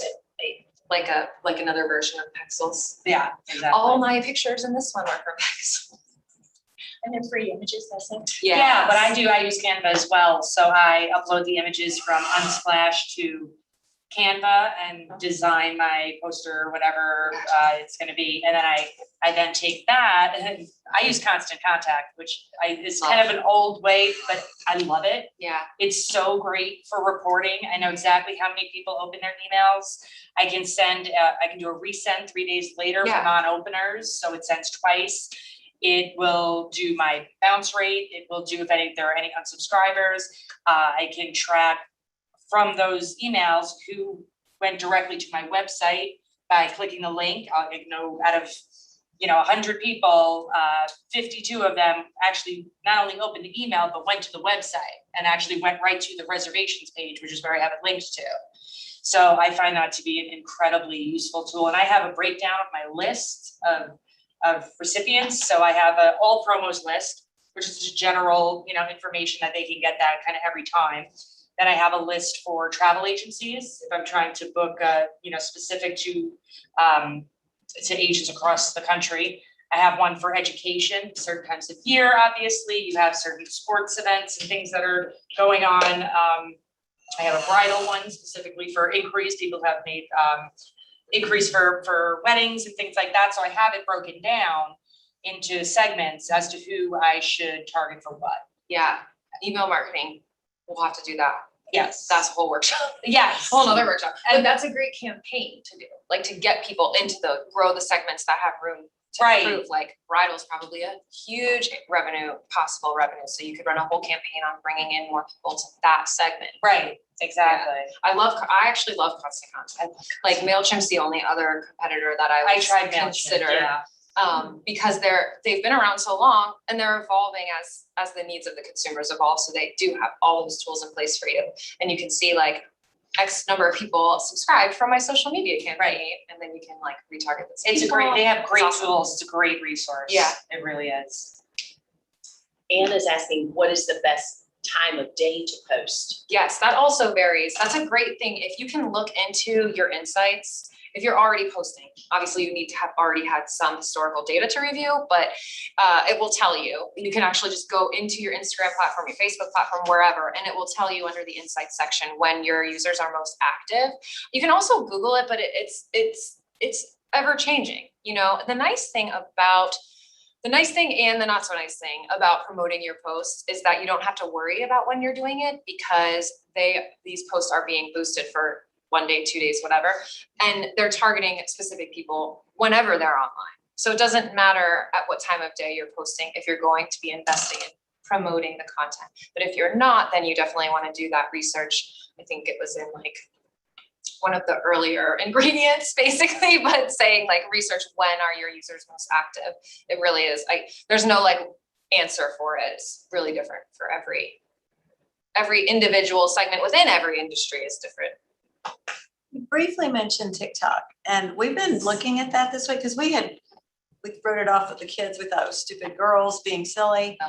It's amazing. The things you can learn about this camera on TikTok is unbelievable. Yeah, I had it on the slide. I was like backspace, put next door, and because it is so impactful right now. It's the Snapchat of now. That was 3 years ago. It was Instagram 10 years ago. I don't think it's going anywhere. It's absolutely a viable marketing platform. And if that's your type of creativity, go for it. It's a different kind of marketing opportunity than Facebook. So if you like making videos and you have time and it's fun for you and you want to do it, there's no harm. But it's an easy way to get videos to the other thing. Absolutely. Because it's all connected. Yeah. TikTok is a great platform, and as they continue to roll out more sophisticated advertising options, it's certainly something to consider when you're running a conversion campaign. Because I did say you can do this without a budget, and you can, but it's usually something you've dedicated so much time to it, you're going to have some type of budget behind it, and so you want to be on platforms where your ad dollars can not only go far enough, but be effectively measured. And so TikTok still has some time before they can provide somebody like me, where I'm going to go in and look at every last little thing. I need more information from them. Like, who are you showing this to? And how is it affecting my bottom line? Facebook, Instagram, LinkedIn, they have all that already. So it just depends. But there's no reason not to get on it. Not only is it fun, besides the fact that you can spend 2 hours just watching it and then be like, oh my God, it's been 2 hours. I mean, we didn't really talk a lot about LinkedIn, but that is my new favorite. Mm-hmm. If you're really- service based, you got to be there. I just enjoy the posts on LinkedIn. It's smart, it's creative, people aren't mean to each other. I don't know, I just really enjoy it professionally. I really enjoy reading LinkedIn. It's That's a my great- go-to. I would say, aside from, well, if we're talking specifically, I guess we are about social media, then if you're a service-based business, that's most likely the number one platform you'd want to be on, because people are taking you seriously. And it might not be driving you hard conversions as in new clients, but it's going to help grow your referral network, which will turn into more clients in time. And then usually Facebook is the second, because they're so powerful with their ability to hone in on who needs your service, so that your content's being shown to the right people. And if you're a product business, it's definitely Instagram. Almost always Instagram is the best place to just click here, buy this. A lot of influence there. And then Facebook after. We are right at 3:00. Yeah, thank you everybody for tuning in, and there's gonna be a replay or, we can. I believe, slides I'm or- pretty sure they recorded it. Yep. And there was a YouTube version. Yes, I'm sure Kelly will kinds of tell ways. us how to find it. yes, all kinds of ways to go back and watch it and, but thank you, You're Rachel, so welcome. much. Thank you, thank you, thank you.